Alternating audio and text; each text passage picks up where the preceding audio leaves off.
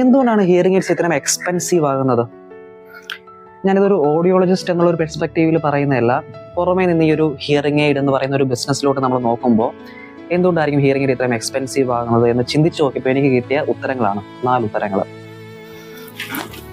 ഒന്നാമത്തത്, ഈ ഹിയറിംഗ് എയ്ഡുകളൊന്നും ഇന്ത്യയിൽ മാനുഫാക്ചർ ചെയ്യുന്നതല്ല. ഹിയറിംഗ് എയ്ഡിൽ ഇന്ത്യൻ മാനുഫാക്ചേഴ്സ് ഭയങ്കര കുറവാണ്. അപ്പോൾ ഇതെല്ലാം പുറം രാജ്യങ്ങളിൽ, ഡെൻമാർക്ക്, ജർമ്മനി, സ്വിറ്റ്സർലാൻഡ് ഇതുപോലുള്ള രാജ്യങ്ങളിൽ നിന്ന് മാനുഫാക്ചർ ചെയ്ത് ഇന്ത്യയിലോട്ട് ഇമ്പോർട്ട് ചെയ്യുന്നവയാണ്. അപ്പോൾ ഹൈ ഇമ്പോർട്ട് കോസ്റ്റ് ആയിരിക്കും, custom duties, GST, shipping and logistic കോസ്റ്റുകൾ. അപ്പം ഈ കോസ്റ്റുകളെല്ലാം ചേർന്ന് വരുമ്പോൾ ഹിയറിംഗിൻ്റെ പ്രൈസ് ശകലം കൂടും.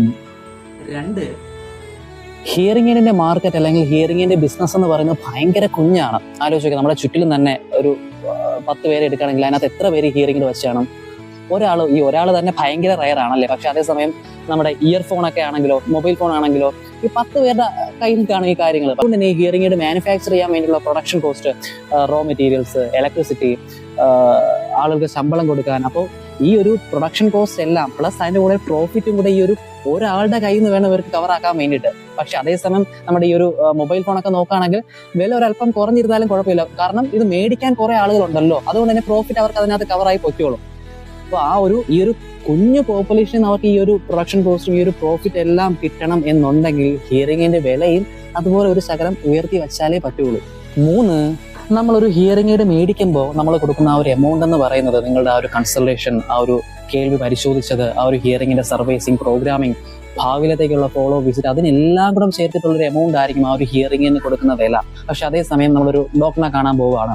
ഡോക്ടറെ കാണാൻ പോകുമ്പോൾ അദ്ദേഹം കുറച്ച് തരുന്ന മരുന്ന് മേടിക്കാൻ പൈസയാകും. അതിന് പുറമെ അദ്ദേഹത്തിന് ഒരു കൺസൾട്ടേഷൻ ഫീ കൊടുക്കും അല്ലേ. അത് മേ ബി ഒരു 500 രൂപ മുതൽ 2500 രൂപ വരെയൊക്കെയാണ് ആവുന്നത്. അപ്പം നെക്സ്റ്റ് ടൈം ഡോക്ടറെ കാണാൻ പോകുമ്പോഴും ആ ഒരു കൺസൾട്ടേഷൻ ഫീ കൊടുക്കേണ്ടി വരും. പക്ഷെ ഇവിടെ അങ്ങനെയല്ല. നിങ്ങൾ ആ കൊടുക്കുന്ന എമൗണ്ട് എന്ന് പറയുന്നത് നിങ്ങളുടെ ഭാവിയിലത്തേക്കുള്ള എല്ലാ ഫോളോ വിസിറ്റിനും അതിനെല്ലാം കൂടെ ചേർത്തിട്ടുള്ള ഒരു എമൗണ്ട് ആയിരിക്കും ആ ഒരു ഹിയറിംഗ് എയ്ഡ് മേടിക്കുമ്പോൾ ആ ഒരു ഹിയറിംഗ് എയ്ഡിന് ആകുന്നത്.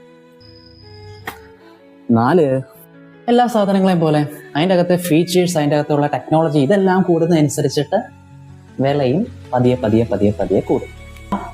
ഈ 4 കാര്യങ്ങളാണ് നമ്മൾ പുറമേ നിന്ന് ചിന്തിച്ച് നോക്കുമ്പോൾ, അകമേ നിന്ന് ചിന്തിച്ചാലും ഈ 4 കാര്യങ്ങളാണ് കേട്ടോ ഫാക്ടേഴ്സ് ആണ് ഹിയറിംഗിന് ഇത്രയും എക്സ്പെൻസീവ് ആവാനുള്ള കാരണം. Okay, do subscribe please.